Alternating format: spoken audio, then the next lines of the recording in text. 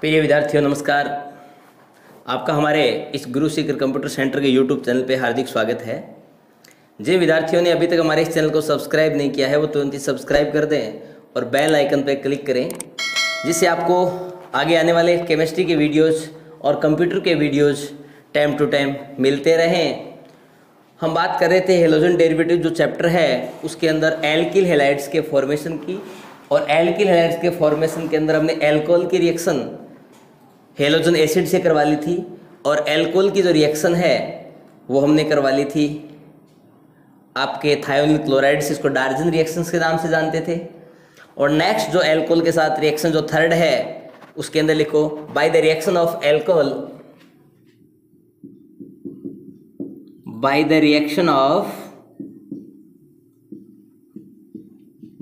the reaction of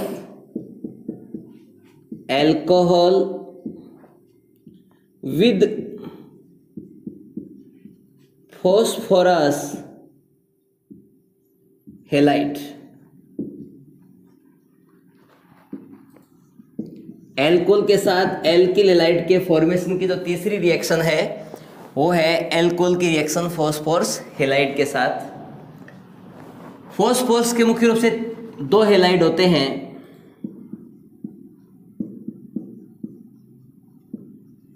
phosphorus halide जो हैं वो मेन रूप से दो होते हैं। एक होता है फॉस्फोरस ट्राई हैलाइड, जिसको आप बोलते हो जी PX3। एक होता है फॉस्फोरस पेंटाहेलाइड, जिसको बोलते हैं जी PX5।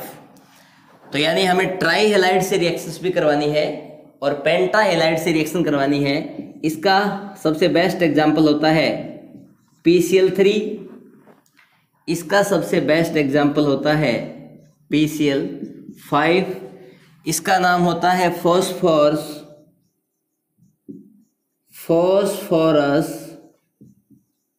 ट्राइक्लोराइड, ये होता है जी फॉस्फोरस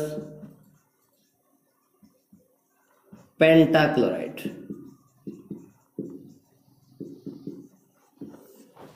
ध्यान रखें, फॉस्फोरस पेंटाक्लोराइड से ही फॉस्फोरस ट्राइक्लोराइड का फॉर्मेशन होता है। फॉस्फोरस पेंटाक्लोराइड को जब हीट किया जाता है उस केस में Cl2 जो गैस है वो रिमूव हो जाती है और आपके पास फॉर्मेशन होता है PCl3 का। मीन्स इधर से इधर एक डिसोसिएशन रिएक्शन हुई है, और जब आप PCl3 की रिएक्शन Cl2 के साथ करवाओगे तो एडिशनल रिएक्शन होगी, उस केस में PCl5 का फॉर्मेशन होता है। ये रिएक्शन जो होती है वो होती है एक्सोथर्मिक रिएक्शन, और ये जो रिएक्शन होती है वो होती है जी एंडोथर्मिक रिएक्शन। यानी मैंने कहा कि एल्कोहल की रिएक्शन फास्फोरस के ट्राईहेलाइड और पेंटाहेलाइड के साथ करवाते हैं। फास्फोरस का एक होता है ट्राईहेलाइड, एक होता है फास्फोरस का पेंटाहेलाइड। ट्राईहेलाइड को जनरली रिप्रेजेंट करते हैं PX3 से, पेंटाहेलाइड को रिप्रेजेंट करते हैं PX5 से। PX3 का सबसे बेस्ट एग्जाम्पल है PCl3, PX5 का सबसे बेस्ट एग्जाम्पल है PCl5। PCl3 को बोलते हैं जी फॉस्फोरस ट्राइक्लोराइड, PCl5 को बोलते हैं फॉस्फोरस पेंटाक्लोराइड। तो इसके अंदर ध्यान दें कि PCl5 से जब Cl2 गैस रिमूव हो जाती है तो PCl3 का फॉर्मेशन होता है। तो पहले आपको ये पता होना चाहिए कि PCl5 का हाइब्रिडाइजेशन क्या होता है। तो आपका जो PCl5 जो होता है इसके अंदर फास्फोरस के वैलेंस सेल में 5 इलेक्ट्रॉन होते हैं, ये लो जी 5, और यूनिवैलेंट एटम एक वैलेंसी वाले एटम कितने हैं 5, और बटे में कितना आएगा 2, यानी 10/2 यानी 5 आया। 5 का मतलब आपका हाइब्रिडाइजेशन हो गया, एक s ऑर्बिटल, 3 p ऑर्बिटल और एक d ऑर्बिटल, यानी संकरण जो है वो आपका हो गया sp3d। और sp3d जब संकरण होता है तो स्ट्रक्चर होती है ट्राइगोनल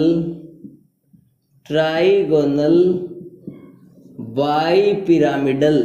क्या होती है जी ट्राइगोनल बाई पिरामिडल यानी त्रिकोणीय द्विपिरामिडीय यानी PCl5 की स्ट्रक्चर ये मिलेगी PCl Cl Cl Cl और Cl, ये होता है आपका PCl5।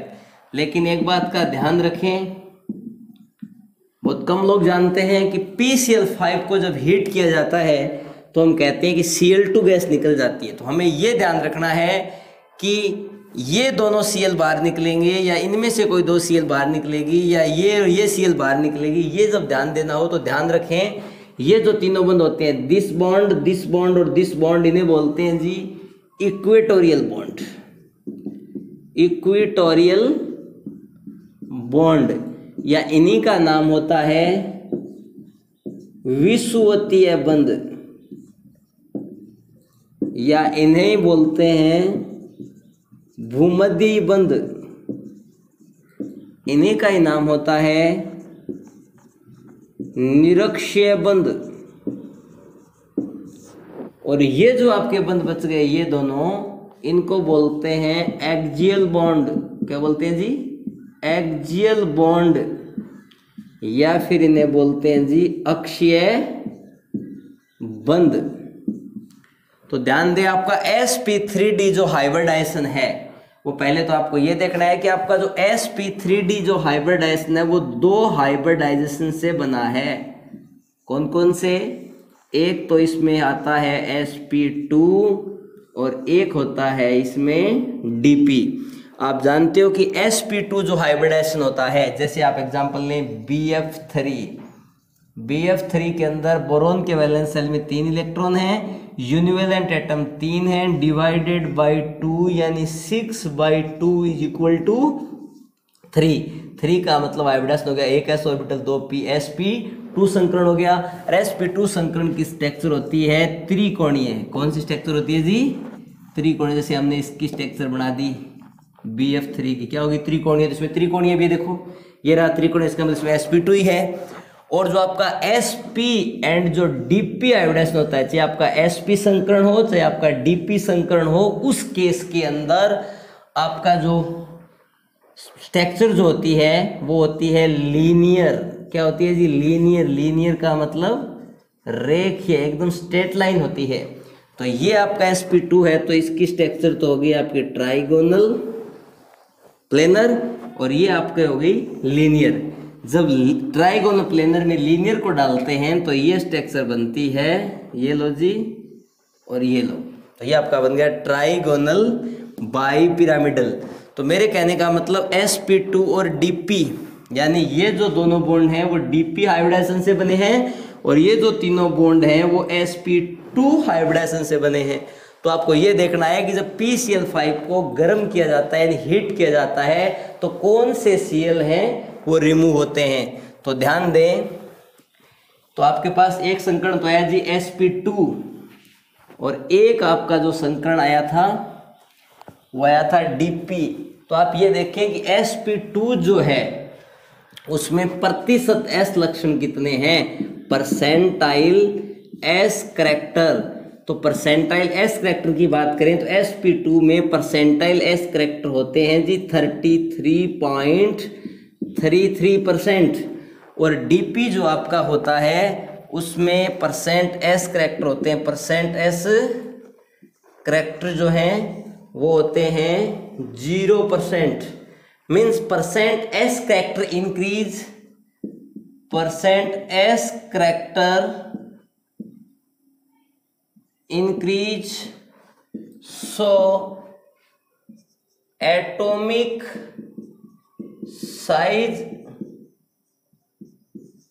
Size decrease. यानी परसेंट s करैक्टर बढ़ते हैं तो एटम का साइज छोटा होता है because of penetration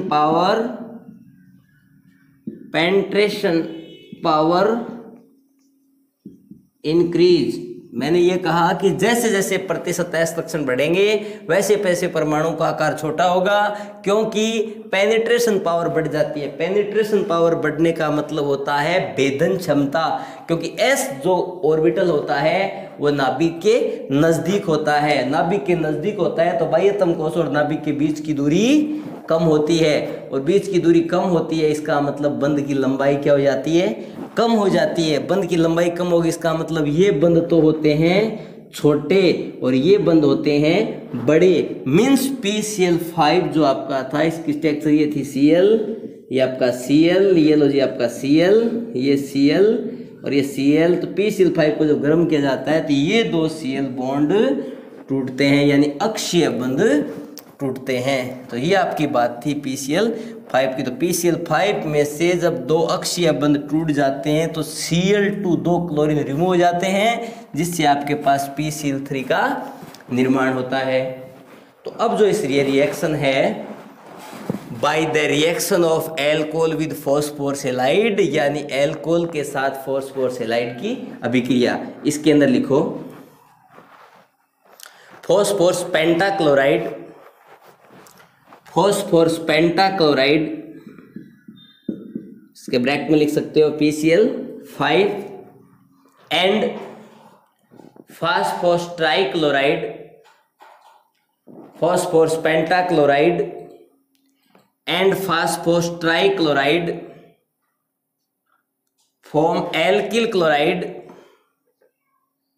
form alkyl chloride as following, form alkyl chloride as following. या फिर हम ऐसे लिख सकते हैं alcohol react with phosphorus pentachloride और phosphorus trichloride gives product alkyl chloride. ठीक है जी, फर्स्ट रिएक्शन है एल्कोहल की फास्फोरस पेंटाक्लोराइड के साथ। तो देखिएगा ये आपका एल्कोहल है, जिसको आप ROH एग्जाम्पल ही ले लो, चाहे CH3OH की रिएक्शन करवाएंगे PCl5 के साथ, PCl, Cl, Cl, Cl और Cl के साथ। तो देखिएगा जब एल्कोहल की रिएक्शन PCl5 के साथ करवाई जाती है तो बनता है आपका CH3Cl, एक आपका बन जाता है HCl और साथ में आपका बनता है POCl3।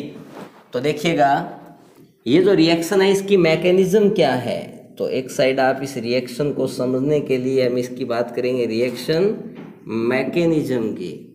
तो देखिएगा रिएक्शन मैकेनिज्म क्या है, तो ये आपका CH3OH, ये लो जी, इसकी रिएक्शन आपने करवाई PCl5 के साथ, ये आपका है जी PCl5।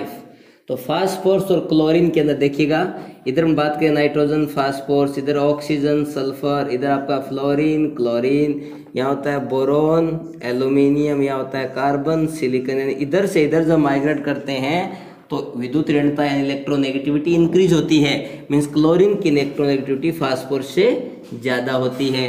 क्लोरीन की इलेक्ट्रोनेगेटिविटी फास्फोरस से ज़्यादा होती है, इसका मतलब क्लोरीन जो होते हैं वो सभी के सभी क्लोरीन बॉन्ड के इलेक्ट्रॉन अपनी तरफ खींच रहे हैं। इसका मतलब फास्फोरस पे क्या जनरेट हो रहा है, पॉजिटिव चार्ज, और ये जो आपके क्लोरीन एटम जो हैं इन पे जनरेट हो रहा है पार्शियल नेगेटिव चार्ज, क्योंकि ये बॉन्ड के इलेक्ट्रॉन अपनी तरफ अट्रैक्ट कर रहे हैं, जिससे ये जो ऑक्सीजन जो है इसके लोन पेयर जो है इस पे इधर से प्लस आई इफेक्ट लग रहा है, इसका मतलब ऑक्सीजन पे इलेक्ट्रॉन डेंसिटी इंक्रीज हो रही है, तो ये इलेक्ट्रॉन पेयर जाके अटैक करते हैं फास्फोरस पे, जिससे यहाँ से कोई एक, क्योंकि आपको पता है एक्सियल बॉन्ड ब्रेक होते हैं, इसलिए अक्षीय बंधों में से कोई सी भी एक क्लोरीन बॉन्ड के इलेक्ट्रॉन लेके निकल जाती है। मीन्स यहाँ से आपके पास रिमूव हो गया Cl नेगेटिव, तो ये रिएक्शन बन गई आपकी CH3O, इसके साथ H था, ये दो इलेक्ट्रॉन हैं, इधर P आ गया जी, ये आपका Cl, ये लो जी Cl, ये Cl, और यहाँ इधर भी आपका क्लोरीन एटम आ गया, और यहाँ आपके पास चार्ज आ गया पॉजिटिव क्लोरीन नेगेटिव फॉर्म में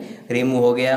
अब यहाँ से ये बॉन्ड के इलेक्ट्रॉन दे देगा, मीन्स ये यहाँ से रिमूव हो जाएगा आपका H पॉजिटिव, और इस H positive pay Cl negative जाके अटैक करेगा, जिससे ये बना लेगा HCl। मीन्स आपके पास HCl का फॉर्मेशन तो हो गया।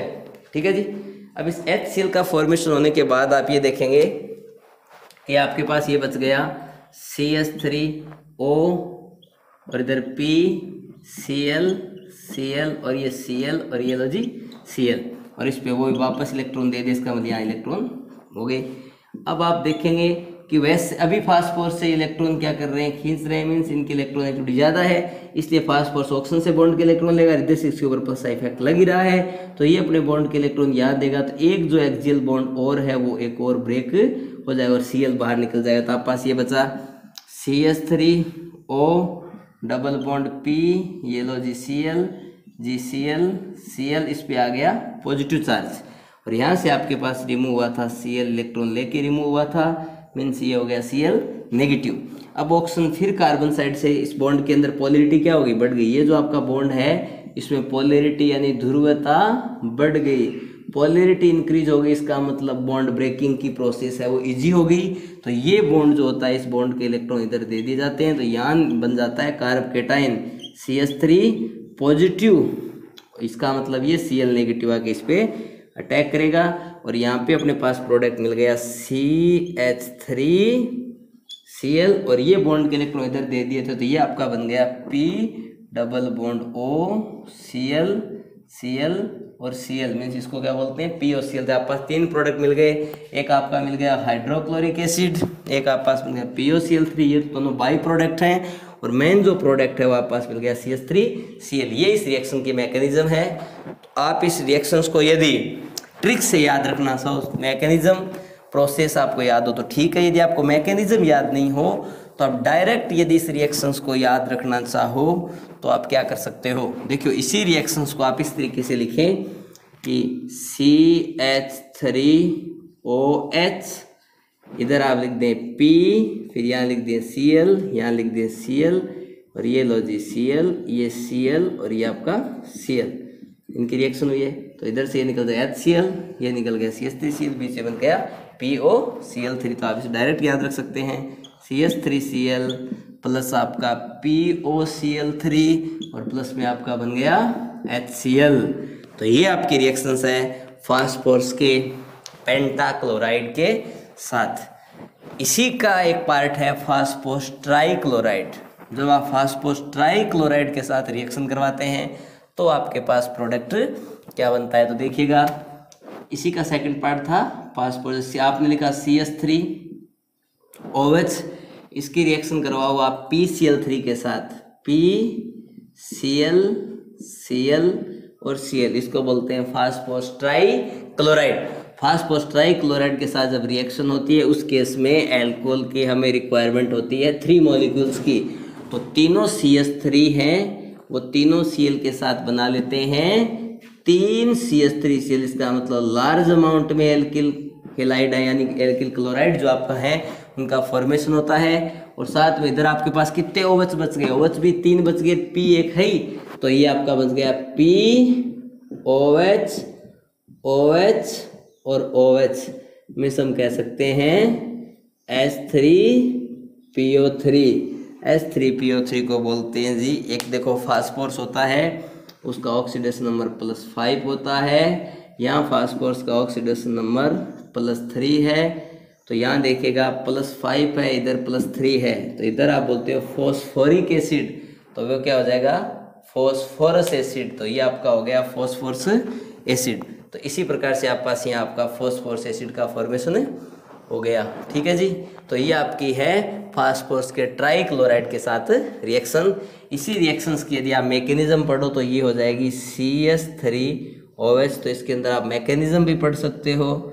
रिएक्शन जो मैकेनिज्म है वो किस टाइप से होगी, तो देखिएगा ये जो आपका CH3OH है इसकी रिएक्शन पहले आप कराओ PCl3 के साथ, सेम वही कंडीशन है, फास्फोरस से तीनों क्लोरीन है वो बॉन्ड के इलेक्ट्रॉन अपनी तरफ अट्रैक्ट कर रहे हैं, जिससे फास्फोरस पे पार्शियल पॉजिटिव चार्ज जनरेट हो रहा है और क्लोरीन पे आपका हो रहा है पार्शियल नेगेटिव चार्ज जनरेट। तो इधर एल्कोहल के ऑक्सीजन के लोन पेयर है वो फास्फोरस पे जाके अटैक कर रहे हैं, जिससे क्लोरीन है वो बॉन्ड के इलेक्ट्रॉन लेके निकल जाएगा, तो यहाँ से रिमूव हो गया Cl नेगेटिव। ये आपके पास बचा CH3OH, यहाँ पॉजिटिव चार्ज जनरेट हो गया, ये आपका बना PCl और ये लो जी Cl।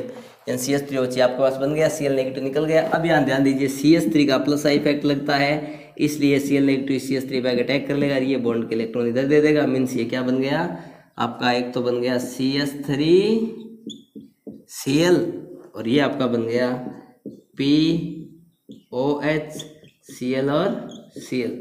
फर्दर इसके ऊपर एक CH3OH वापस अटैक करेगा और ये CH3OH जब वापस अटैक करेगा तो वही सेम कंडीशन फास्फोरस पे वही क्लोरीन बॉन्ड के इलेक्ट्रॉन लेके निकल जाएगा। तो ये आपका रिमूव हो गया यहाँ से Cl नेगेटिव और ये आपका बन गया जी CH3OH POH और इधर आपका बच गया एक Cl। फास्फोरस कोई चार्ज नहीं, इस पे आ गया पॉजिटिव चार्ज, सेम वही क्लोरीन नेगेटिव आके CH3 पे अटैक करेगा तो ये बॉन्ड के इलेक्ट्रॉन इधर दे देगा। तो ये आपके पास बन गया जी POH OH और यहाँ पास आ गया जी Cl।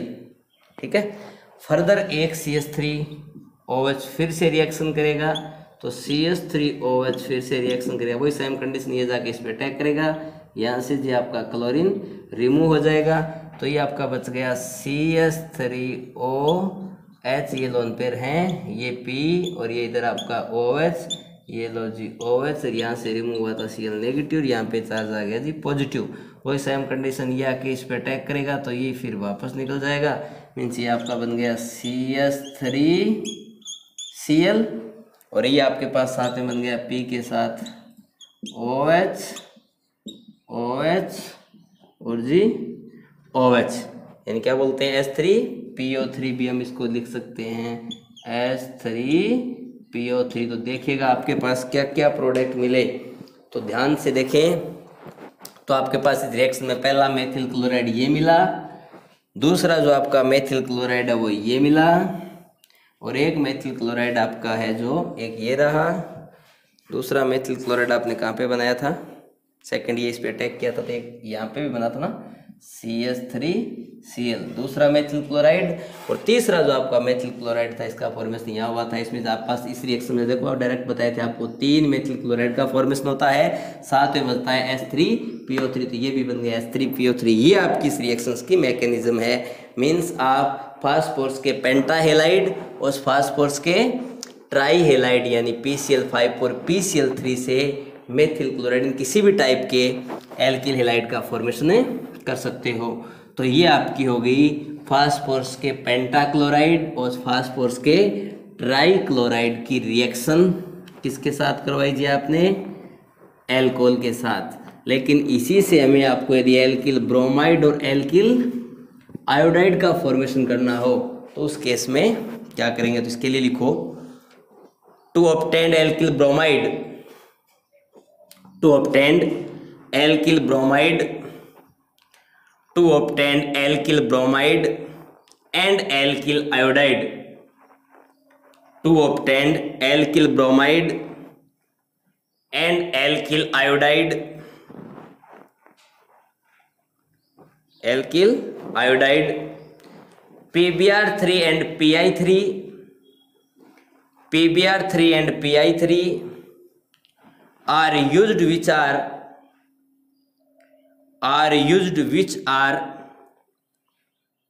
prepared by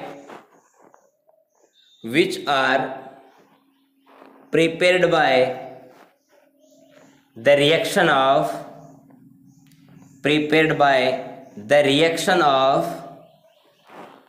red phosphorus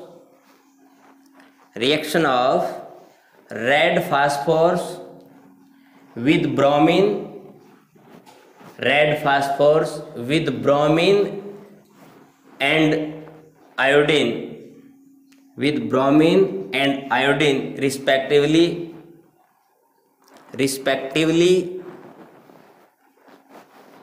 in the